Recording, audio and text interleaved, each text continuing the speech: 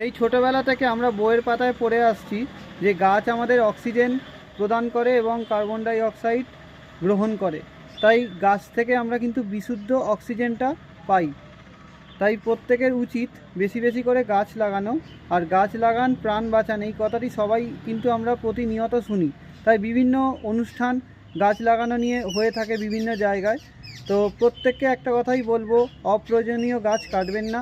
প্রয়োজনীয়তায় গাছ কাটুন, সেটা আলাদা কথা, কিন্তু অপ্রয়োজনীয় গাছ কাটবেন না। কারণ অক্সিজেন মানে যেটা সরবরাহ বেঁচে থাকার জন্য আমাদের প্রয়োজন, সেটা কিন্তু আমরা গাছ থেকেই পেয়ে থাকি, এবং কার্বন ডাই অক্সাইড যেটা শোষণ সেটা কিন্তু গাছই করে থাকে। তাই অপ্রয়োজনীয় গাছ কাটবেন না, বেশি বেশি করে গাছ লাগান এবং গ্লোবাল ওয়ার্মিংকে মানে রুখে দিন।